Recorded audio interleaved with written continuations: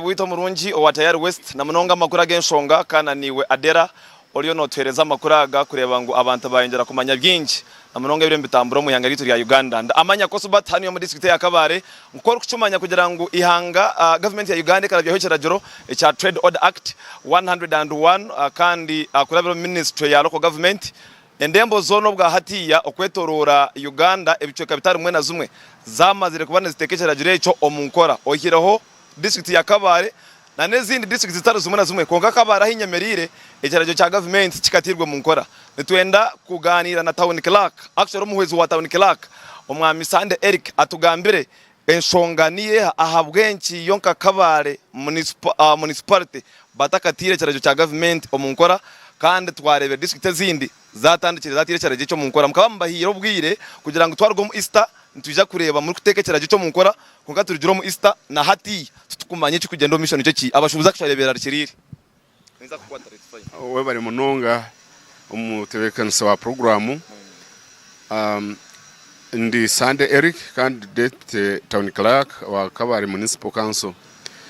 mwenu nkoko wabuza itwe Kabare Municipal Council tukaba turya bukutandika 2008 okwezo kuhire konka abashubuzi batushaba batugira ngo tubaheho time twayongezaho bwire kugira ngo ebiro hanyuma ya Easter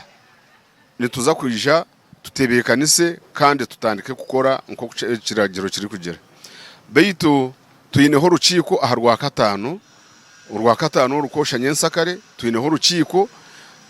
stakeholders engagement meeting nabwo kwa stakeholders bona nitwenda ngo ekintu bakizemu kandi nabashubuzi bakizemu buri omwe wena abe namanya ngo twatandika then twamara kugira urwo ruciko nituza kubahaho enaku eziturabahe kugira ngo tubagambire kandi twamazire ko identifying mbweno kureba abo abari kwenda ku ruganguto twabagambire abantu bari ready kandi nabandi turukongera kubagambira mbweno twarwo mu rwo ruciko nirwo ruratuhe way forward nirwo ruratuhe eco gukora abwo kuba twarurugamu abashubuzi bitu nituza kubagambira ekiro ekiturayije ku implementing ekiragiro so kubagarika babashaba obundi ubwire buri kumara ngabemba tugambira kugira ngo mbayongero umwaka numwija kubikiza no mu rukikorwe turi kuza kubikiriza abwo kuba tubagambire kiri kumara twabaho ubwire buri kumara umurundo ogu twamara kwikirizana runaku aharwa katanu twamara kwikirizana buri mushubuzi wena nitumugambira runaku betebekanise abwo kuba tukahindura maybe kindo mwami Sande Eric no kugira ngo no muri yo no muhereza abashubuzo bwire imwenka kanso mwakoze rekimara obutaro bwe butebenkanisibwe because for example kabugonji akumuri kubagambira enjura yagwa icondo necondo twagambira nshonga amashanyarazi atari amashanyarazi akatara ka mwanjari nako kinebizu byako muri yo no mukorana imwenka government kugira ngo baza kuzayo emyanya byo bashangete benkine emyanya ejo neza kubetebekine already engineer yagire bugonji akatare yagire nitwenda kukakora egisande etakahwiri nituba twakabonize kandi buri kimwe cyone kiri kwetagwa amashanyarazi hariyo toilets hariyo buri kimwe cyona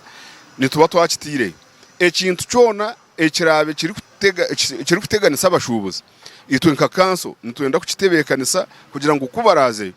batakatungera ekizibu webare ndwenda kusima munongo mwami Sande Eric kandi nko kwa muhurra no muhezi wa town clerk bwa Kabare Municipal